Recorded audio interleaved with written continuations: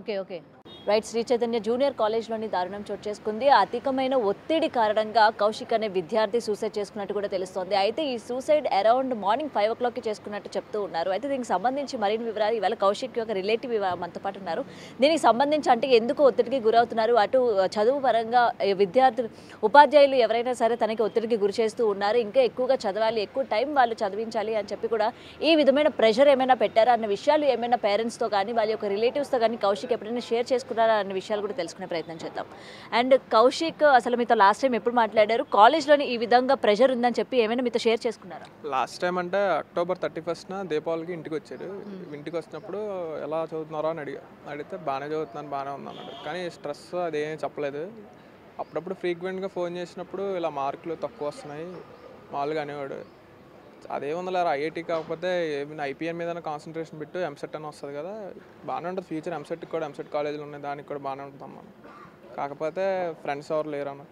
Friends అంటే 10th class నుంచి వీళ్ళు ఫ్రెండ్స్ ఉన్నారు, ఒక గ్యాంగ్ టైప్. వాళ్ళు ఇందులో జాయిన్ అయ్యారు. నేను జాయిన్ అయినట్టున్నారు కదా అంటే ఒక్కొక్కసారి ఉంటున్నారు, ఒక్కొక్కసారి ఉండట్లేదు వాళ్ళు నాతో, దానివల్ల అన్నారు. ఈరోజు మార్నింగ్ తెలిసిందేమంటే వాళ్ళ ఫ్రెండ్స్ వాళ్ళు వదిలేసారు, వెళ్ళి లోన్లీగా ఫీల్ అవుతున్నాడు ఒక్కడే అయిపోయి, దానివల్ల ఇలా సూసైడ్ చేసుకోవాల్సి వచ్చింది. అంటే వదిలేయడానికి గల రీజన్స్ ఏంటి? ఎందుకంటే దూరం వాళ్ళకి వేరే ఫ్రెండ్స్ వేరే ఫ్రెండ్స్ కొత్త ఫ్రెండ్స్ తగలడం వల్ల కొంచెం దూరం పెట్టినట్టు అనిపిస్తే దానికి ఏంటంటే లోన్లీనెస్గా ఫీల్ అయ్యి ఇట్లా సూసైడ్ చేసుకున్నాడు. సో హాస్టల్లోకి ఎంటర్ అయ్యాం. ప్రెసెంట్ రూమ్ నెంబర్ 238 రూమ్ దగ్గరే ఉన్నాము. ఇదే కౌశిక్ ఉండే రూమ్ అనమాట. ఈ రూమ్లోనే తను సూసైడ్ కూడా చేసుకున్నారు. అండ్ ఇది ఏంటంటే 1 2 3 5 బెడ్ షేరింగ్ రూమ్ లాగా మనం ఇక్కడ క్లియర్గా కనిపిస్తూ ఉంది. 5 బెడ్ షేరింగ్. అండ్ ఇదే ఫ్యాన్కి తను సూసైడ్ చేసుకున్నాడు. అండ్ సూసైడ్ చేసుకున్నప్పుడు కూడా రూమ్లోని ఎవరూ లేరు అన్న విషయాలు కూడా ఇక్కడ మనకి చెప్తూ ఉన్నారనమాట తన యొక్క రిలేటివ్స్ కూడా. అండ్ ఇక్కడ కొంతమంది స్టూడెంట్స్ ఉన్నారు, వాళ్ళతో కూడా అంటే ఈ ఎదురుగా ఉన్న రూమ్స్లోని స్టూడెంట్స్ ఉన్నారు. అండ్ వీళ్ళతోని కౌశిక్ ఈ ప్రెషర్కి సంబంధించి ఏమైనా మాట్లాడారా ఏంటి అనే విషయాలు కూడా తెలుసుకుందాం. మీరు అసలు ఆపోజిట్ రూమ్స్లోనే ఉంటారా మీరు? అసలు యాక్చువల్లీ మాది అదే రూము. కౌశిక్ రూమే. ఓకే. సో కౌశిక్ ఎలా ఉండేవాడు, ఏంటి డిప్రెషన్లో ఉండేవాడు అని చెప్పి వాళ్ళ ఫ్యామిలీ మెంబర్స్ చెప్తున్నారు. ఫ్రెండ్స్ అందరూ తనకి దూరంగా ఉండడం వల్ల అండ్ స్టడీస్లో కూడా తనకి తక్కువ మార్కులు రావడం అని చెప్పి. మీరు ఎప్పుడు లోన్లీగా ఫీల్ అవుతుండే, ఏది కూడా షేర్ చేసుకోడు అట్లా. మీరు ఎప్పుడు ఏం అడగలేదా మరి? ఏం అడగలేదు. నేనంటే కొత్త రూమ్, వేరే రూమ్ నుంచి ఈ రూమ్కి షిఫ్ట్ అయినా. ఎన్ని డేస్ అయింది? ఒక 1 month అవుతుంది. 1 month అవుతుంది. సో ఆ 1 monthలోని తను ఎలా ఉండేవాడు, ఏంటి అసలు రూమ్లో ఎలా ఉండేవాడు? మీతో రూమ్లో అంటే సైలెంట్ అంత ఏమి ఉండదు, ఒక్కడే ఉండేవాడు. వాళ్ళ ఫ్రెండ్స్ కూడా వదిలి పెట్టేశారంట వాడిని. ఓకే. సో మరి మీరు ఎప్పుడు కూడా తనతో ఫ్రెండ్షిప్ చేసుకోవడానికి ట్రై చేయలేదా? ఒకే రూమ్లో ఫ్రెండ్షిప్ అంటే నార్మల్గా అంటే మరీ అంత క్లోజ్ కాకపోయినా నార్మల్గా ఫ్రెండ్షిప్, ఒకటే సెక్షన్ ఒకటే క్లాసు. అసలు యాక్చువల్లీ మేము ఉండే 3 members. 3 members ఉంటారు. 3 members లో మీరు ఒకరు వెళ్ళిపోయారు, కౌశిక్, ఇంకొక వ్యక్తి ఎక్కడ? అతను వేరే రూమ్ లో పడుకున్నాడు. అతను వేరే రూమ్ లో పడుకున్నారు. మీరు అందరూ అనుకొని పడుకున్నారా, అనుకోకుండా పడుకున్నారా? అనుకోకుండా. అతను వెళ్ళిండు కాబట్టి నేను లేకపోతే నేను ఇక్కడనే ఉండేటోని. అతను వెళ్ళిండు, నేను వెళ్ళిన. ఓకే. సో లేదంటే కౌశిక్ ఏమైనా బలవంతంగా ఇవాళ మీరు వేరే దగ్గర పడుకోండి, నేను ఒక్కడిని పడుకోవాలనుకుంటున్నాను ఏమని చెప్పాడా? అట్లా ఏం చెప్పలేడు. ఏం చెప్పలేదు. ఫ్రెండ్ దగ్గరికి వెళ్తున్నా అన్నాక నేను కూడా వేరే రూమ్కి వెళ్ళిపోయారు. ఓకే. సో ఇంకో అబ్బాయి కూడా వేరే రూమ్కి వెళ్ళిపోయారు. ఓకే. మార్నింగ్ ఏ టైంకి వచ్చి చూసుకున్నారు? మార్నింగ్ 5:10కి వాడిని వచ్చి లేపిండు. అంటే మామూలుగా మీరు స్టడీ అవర్స్ మార్నింగ్ 5:10కి లేపుతాడు వాడిని లేపినాక 10 minutes తర్వాత నేను వచ్చే లోపు డెడ్ బాడీ తీసుకొని వెళ్ళిపోతున్నాను. బాడీ అప్పటికే లేపడం, తీసుకురావడం అన్నీ అయిపోయినాయి. అంటే బాడీని అంటే 5:10కి స్టార్ట్ అయింది. నేను 5:30కి అట్లా లేచిన. నేను రూమ్ నుంచి బయటకు వచ్చే లోపు బాడీ తీసుకొని హాస్పిటల్కి వెళ్ళిండ్రు. ఓకే. సో ఏ టైంలో సూసైడ్ చేసుకున్నారు ఏంటో తెలియదు. మీకు ఎటువంటి సౌండ్స్ వినిపించలేదు? ఏం వినిపించలేదు. ఓకే. ఆ రూమ్లో ఉండేది మార్నింగ్ నేను మీతో మాట్లాడాను, మీరు ఇంకో వన్ ఆఫ్ ద మెంబర్. మీరు ఇద్దరు నువ్వెందుకు బయటికి వెళ్ళావు? నేను ఆ రూమ్లో ఉండట్లేదు, ఫస్ట్ నుంచి వేరే రూమ్లో పడుకుంటున్నాను. ఓకే. సో మీరు తన క్లాస్మేట్సా? బెస్ట్ ఫ్రెండ్ వాళ్ళిద్దరు. ఓకే. మీరు దూరం పెట్టడం వల్లేనైనా తన డిప్రెషన్కి లోన్ అయ్యాడు? నేను ఇక్కడికి వచ్చి కలిసిన వాళ్ళ 10th ఫ్రెండ్స్ ఒక 8 మంది వచ్చారు. వాళ్ళందరూ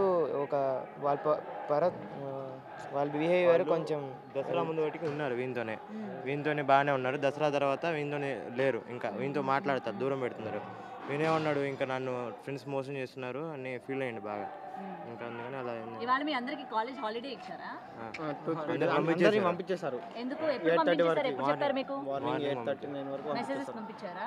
మార్నింగ్ క్లాస్కి వెళ్ళి అవుట్ పాసెస్ ఉన్నాయి, అవన్నీ ఇంకా ఒక్కొక్కరికి ఇచ్చేసేసి రాసుకొని వెళ్ళిపోండి అన్నారు. ఓకే. ఎవరు అడగలేదా ఎందుకు వెళ్ళిపోమంటున్నారు ఏంటి ఫ్యాకల్టీ వెళ్ళి చూసి వచ్చాము, వెళ్ళి బాడీ తీసుకెళ్ళాడు. తెలిసింది కదా ముందుగానే అందరూ చనిపోయాము అనుకుని ఇంక అందరం వెళ్ళిపోతున్నాం. ఓకే, సో నైట్ ఏ టైంకి తను చనిపోయాడు? మనకు ఏం తెలియదు కానీ పొద్దున్న ఫ్రీ మార్నింగ్ అలా ఉంది బాడీ. ఓకే, తను తీసుకెళ్తున్నప్పుడు మీరు ఎవరు కూడా వాళ్ళ పేరెంట్స్ నెంబర్స్ మీ దగ్గర ఉంటాయి కదా, వాళ్ళ పేరెంట్స్కి ఏమైనా ఇంటిమేట్ చేశారా? మీరు ఎవరైనా కాల్ చేసి? నంబర్స్ ఉంటాం పేరెంట్స్కి. ఫోన్ లేదు. Phone okay, okay. సో కౌశిక్ని మీరు అదే లాస్ట్ టైం చూడరు? నైట్ లాస్ట్ టైం వీంతోనే మాట్లాడాడు. మీతో మాట్లాడారు ఏ టైం అప్పుడు? 11 o'clock. ఏం చెప్పాడు?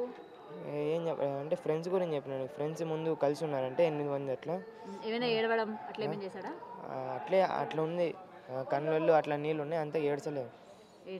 అది సూసైడ్ అని చెప్పడానికి అక్కడ ఎటువంటి ఆధారాలు మాకు కనవలేదు మేడం. అక్కడ లోపల చూస్తే ఫ్యాన్కు హ్యాంగింగ్ చేసుకున్నారు అని చెప్తున్నారు. ఆ ఫ్యాన్కున్న మొత్తము ఆ బూజు కూడా అక్కడ నుంచి ఒక ప్లాస్టిక్ ఐటమ్ ఉంది. ఆ హ్యాంగింగ్ చేసుకున్నప్పుడు ఆ తాడు గిట్ల అక్కడ కట్టినుంటే ఆ పిల్లగాడు అది ప్లాస్టిక్ ఐటమ్ కాబట్టి అది రీపోతుండే. ఎట్లా ఉన్నది అట్లా ఫ్యాన్ నీట్గా ఉంది, ఇంత డస్ట్ కూడా పోలేదు, డస్ట్ కూడా నీట్గా ఉంది. కింద నుంచి కూడా హైట్ చూసుకుంటే అది 10/12 10/15 ఉన్నట్టుంది హైట్. అది అంత హైట్కి సంబంధించిన లోపల ఐటమ్స్ ఏం లేవు. ఆ పిల్లగానికి అందదు కూడా, వీలే ఏదో వేసిరనే అనుమానమే కలుగుతుంది మాకు అక్కడ చూసినంత వరకు. స్వామి, అసలు మీ కాలేజ్లోని ఇంత రెప్యుటేటెడ్ కాలేజ్లోని ఇలాంటి ఇన్సిడెంట్ జరిగినప్పుడు మీరు అసలు ఏం చెప్తారు? ఏంటి వాళ్ళ మీడియాకి కూడా మీరు అసలు ఇన్ఫర్మేషన్ ఇవ్వకుండా వెళ్ళిపోతున్నారు? అసలు కాదు మేడం, మార్చరీ దగ్గరికి పోదాం స్టూడెంట్స్ దగ్గర. ఎస్, మీరు మార్చరీ దగ్గరికి వెళ్ళాలి. బట్ ఏంటంటే ఇంత ఇన్సిడెంట్ జరిగినప్పుడు వాళ్ళ పేరెంట్స్కి మీరు ఇంటిమేషన్ ఇవ్వలేదంట, బాడీని మీరే తీసుకుపోయారు. ఒక సూసైడ్ కేసు జరిగేటప్పుడు పోలీసులకు కూడా ఇన్ఫర్మేషన్ ఇవ్వకుండా మనం ఆ ఎవిడెన్స్ అవి మిస్ అవుతాయి కదా. ఎర్లీ మార్నింగ్ 5కి వేకప్ చేస్తారు స్వామి. ఆ చేసినప్పుడు ఈ స్వామి ఫ్లోర్ ఇన్ఛార్జ్ పోయి తలుపు కొట్టే లోపల తీసుందంట. బాబు లైట్లు వేసి కింద పడి ఉండే లోపల మామూలుగా జనరల్గా పడి ఉందని చెప్పి తర్వాత హాస్టల్ ఇన్ఛార్జ్కి ఫోన్ చేస్తే hostel incharge vice principal Suresh Swamy కానీ ఫోన్ చేశాడు. సురేష్ స్వామి ఏం చేశాడు, తర్వాత వెళ్ళి తీసుకెళ్ళి హాస్పిటల్కి తీసుకెళ్ళారు స్వామి. ఆ పిల్లగాళ్ళని చూసే ప్రిన్సిపల్ స్వామి ఆ స్వామి హాస్పిటల్తో అటు నుంచి అటు గాంధీ హాస్పిటల్ దగ్గరికి వెళ్ళారు స్వామి. నేడు శ్రీ చైతన్య కాలేజీలో మరో దుర్మార్గమైన చర్య, ఇంకో విద్యార్థిని పాల్గొని ఇంకో హత్య చేసింది ఈరోజు చైతన్య కాలేజ్. మనం చూసుకుంటే ఒక నెల రోజులు గడవకముందే ఇదే క్యాంపస్లో ఘర్షణల పేరుతో 2 బ్యాచ్లు ఇక్కడ కొట్టుకుంటాయి. 2 బ్యాచ్లు కొట్టుకుంటే వాళ్ళకి పలు గాయాలు జరుగుతాయి. ఏమైందని చెప్పి ప్రిన్సిపాల్ని పిలిచి మాట్లాడితే ప్రిన్సిపాల్ వాళ్ళ మీద విపరీతమైన గాయాలు చేసి వాతాలన్నీ పెట్టుకుంటే పేరెంట్ కూడా వచ్చి ఇక్కడ కూర్చొని పేరెంట్లందరూ కూడా వచ్చి ధర్నా చేశారు. ఆ బ్యాచ్కి సంబంధించిన వ్యక్తే అందులో ఉన్న ఏదైతే ఘర్షణలో జరిగిందో అందులో ఉన్న వ్యక్తే ఈరోజు మృతి చెందిండు. మరి ఇది అనుమానాస్పద మృత, లేకుంటే విద్యార్థులు ఘర్షణకు దిగి వాళ్ళు ఏమైనా మృతి చెందారా, లేకుంటే మేనేజ్మెంటే ఒత్తిడికి లోనే చనిపోయిందా అనేది తెలియాల్సి ఉంది. నిన్న రాత్రి చనిపోయిన విద్యార్థి ఈరోజు పొద్దున వరకు కూడా వేరే పిల్లలు చూసుకున్నంత వరకు కూడా చైతన్య కాలేజ్ వాళ్ళు ఎవరికి తెలియదు. ఈరోజు పొద్దున 6:40కి మేము కనుక ప్రిన్సిపల్ గారికి ఫోన్ చేస్తే నా దగ్గర వాయిస్ రికార్డు ఉంది.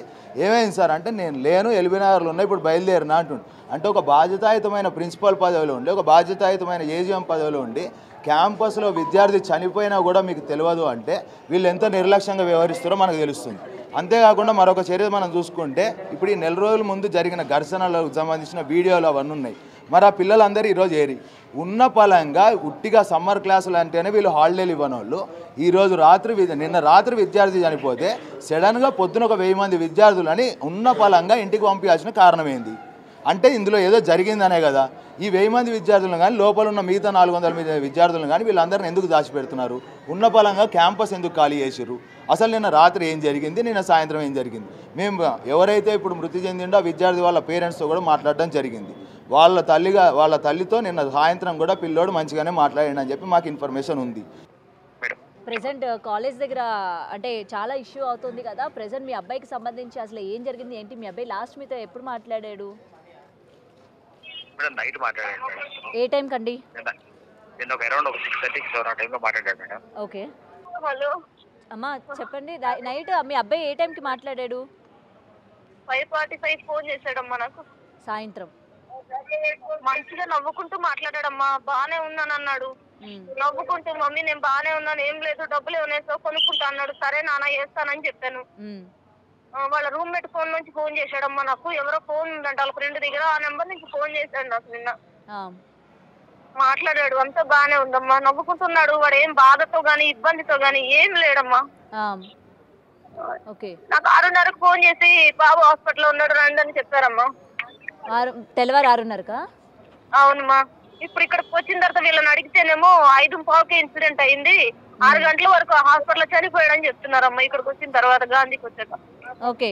అండ్ అసలు మీ అబ్బాయితోని నైట్ తన రూమ్‌లోని తనతో పాటు ఉన్న వ్యక్తులు కూడా చెప్తూ ఉన్నారు. నైట్ 11 గంటల వరకు కూడా వాళ్ళతో బాగానే మాట్లాడాడు, నవ్వుతూనే మాట్లాడాడు. సడన్‌గా పొద్దున్న చూసేసరికి ఈ విధంగా అయింది అని కూడా వాళ్ళు కూడా చెప్తున్నారు, స్టూడెంట్స్ కూడా. అదే మా అమ్మ వాడంతటా వాడుగా ఏమన్నా సూసైడ్ చేసుకోవడం ఇలాంటివి చేయడం నా కొడుకు చాలా ధైర్యం, తిరికోడు కాదు. వాడికి ఆ చావు అలాంటి అంటే వాడికి నచ్చదు కూడా, మాట కూడా వాడికి నచ్చదు. వాడు ధైర్యంగానే ఉంటాడు. కానీ వీళ్ళ నిర్లక్ష్యం, మేనేజ్మెంట్ నిర్లక్ష్యం వల్ల వీళ్ళ వల్లనే నా కొడుకు అలా అయిపోయాడు. వీళ్ళ నిర్లక్ష్యమేనమ్మా. ఒక స్టూడెంట్ ఒక ఫ్లోర్ లో 5-6 రూములు ఉన్నాయి. ఆ 5-6 రూముల్లో పిల్లలు ఎలా ఉన్నారు ఏంటి అనేది నైట్ డ్యూటీలో కూడా వంచులు పెడతారు వాళ్ళు. అమ్మ చెక్ చేసుకోరా, అమ్మ డోర్ ఓపెన్ చేస్తుంటే చెక్ చేసుకోరా, అమ్మ రూమ్ లోకి వెళ్ళి పిల్లలు ఎలా ఉన్నారు నైట్ డ్యూటీలో ఉన్న వాళ్ళు చెక్ చేసుకోరా, చెప్పండి అమ్మా మీరు. పిల్లోడు అట్లా పడిపోయి ఉన్నాడు రూమ్ లో. 5-6 రూముల్లో పిల్లల్ని ఎవరు చెక్ చేసుకోకుండా ఉంటారా నైట్ ఉన్న వాళ్ళు? కెమెరాలు కూడా ఏం లేనట్టు కనిపిస్తుందమ్మా కాలేజ్. మేడం ఒక మాట మేడం, కాలేజీకి ఈ హాస్టల్ కి రూమ్ లోకి వెళ్ళే సైడ్ ఒక కెమెరా ఉన్నట్టుంది మేడం, ఒకసారి కనుక్కోండి madam. Okay. Right. Shri Chaitanya junior college లోని దారుణం చోటు చేసుకుంది. అధికమైన ఒత్తిడి